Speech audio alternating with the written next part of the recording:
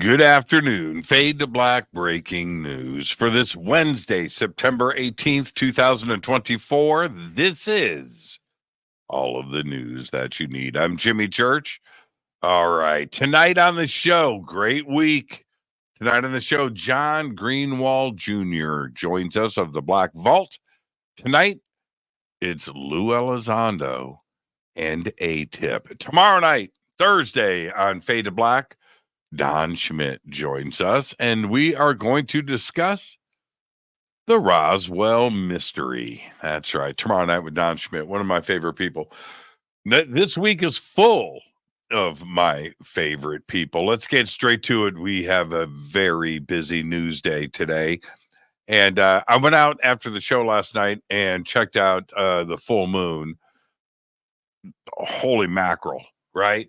That thing was crazy. And I tried to photograph it, take an image on my cell phone. Just can't. iPhones and the moon, they just don't work. I couldn't. It was just amazing to look at, though. And I was out there for like 15 minutes just looking at the moon. It was incredible. All right, let's get to it. On this day in history, 1973, future President Jimmy Carter files a report with the International UFO Bureau on September 18th, 1973, claiming he had seen an unidentified flying object in October of 1969 on this day in 1973. All right, here's your fader fact. Eye of newt, toe of frog, and wool of bat are mustard seed, buttercup, and holly leaves. Yeah. Monty Python. All right, here we go. Breaking news. Yesterday, it was exploding pagers. Today, it's walkie-talkies.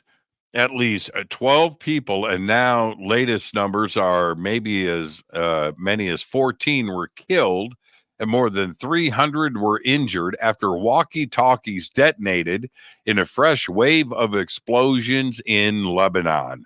One day after pager blasts across the country killed at least 12 people. Absolutely incredible. Here we go. Senator Kirsten Gillibrand's office just confirmed that the Senate Armed Services Committee is looking to hold a UFO hearing after the November elections. We were thinking it was going to happen this month in September. Gillibrand wants a progress report on how many unidentified aerial phenomena have been assessed and analyzed, and for AARO to give examples of what we have identified and give examples of what we haven't identified. A Pentagon report on UAP released back in March concluded that there is no evidence in the U.S. has reverse engineered extraterrestrial technology, pushing back on claims that it is hiding off-world spacecraft. Well, it's finally over. Phoenix's record-breaking streak of 100-degree days came to an end on Tuesday. The high temperature only reached 93 degrees, snapping a stretch of 113 straight days of 100-degree weather. I'm going to let everybody know here in Palmdale, it's been getting down to like 50 degrees overnight. I've been riding my bike in the morning, 50-degree weather, suited up, thermals, layers, leathers, full face helmet instead of my beanie helmet and all of that stuff.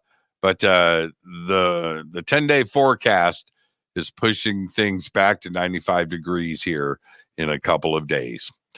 Google won a court challenge on earlier today, against a 1.49 billion euro, that's $1.66 billion, antitrust fine imposed 5 years ago that targeted its online advertising business. The EU's General Court said it was throwing out the 2019 penalty imposed by the European Commission, which is the 27-nation bloc's top antitrust enforcer. There you go. This afternoon, in about 20 minutes, actually, 25 minutes, this afternoon, John P. Diddy Puff Daddy Combs is expected to appeal a federal judge's decision to hold him without bail after he pleaded not guilty in federal court yesterday to charges of racketeering, conspiracy, sex trafficking, and transportation to engage in prostitution. All of that went down yesterday. His appearance in New York in front of U.S. District Court Judge Andrew Carter is set for 3:30 p.m. Eastern Time, again in about 25 minutes. Until then, Combs will be held by himself at the Special Housing Unit in the Metropolitan Detention Center in Brooklyn. New York City will host the nation's first rat summit this week. The mayor's office first announced the National Urban Rat Summit in May as a way to convene rat researchers from across the nation to discuss best practices on rodent mitigation and advance the science of urban rat management. It's going down this week. Norway, one of the world's largest exporters of oil, now has more electric cars on its roads than petrol-driven vehicles. Of the private cars registered there, 754,303 are now all electric, compared to 753,905 that run on gas. All of this according to new figures from the Norwegian Road Federation. And finally, I'll leave you with this. Hershey. Yeah. Hershey isn't known as a purveyor of diet foods. We know that. And I've always been very public about my love of Reese's Pieces, Reese's Cup, Reese's cereal, and of course, Jolly Ranchers. However, what I'm about to tell you may come as a bit of a shock. So sit down because you don't want to fall down. The Hershey Company has just struck a deal with C4 Energy. That's right, C4, the supplement brand. Hershey's milk chocolate and Reese's peanut butter and chocolate will soon be sold as protein powders. Its Jolly Rancher candies will be turned into energy drinks. Rolling out this week across major U.S. retailers, including Amazon and C4's website, the new canned energy drinks are based on the Jolly Rancher flavors blue raspberry, green apple, and watermelon. Heresy.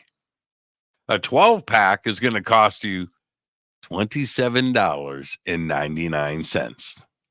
Next month, we will get, check this, whey protein powder in Hershey's milk chocolate and Reese's peanut butter and chocolate flavors with prices starting at $29.99. A pre-workout powder based off of, get this, Bubble Yum Gum will also be introduced. No word yet, though, on Twizzler or Milk Duds protein bars, but I'll keep you posted. Seriously. There you go. There's all the Fade to Black break news that you need for this Wednesday, September 18, 2024. Fade to Black breaking news is produced by Renee Neumann. I'm Jimmy Church. Tonight on Fade to Black, John Greenwald Jr. of the Black Vault joins us. We're going to be talking about some new documents that have surfaced around Lou Elizondo and ATIP.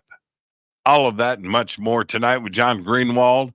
But until then, all I've got is Go Backley Tappy.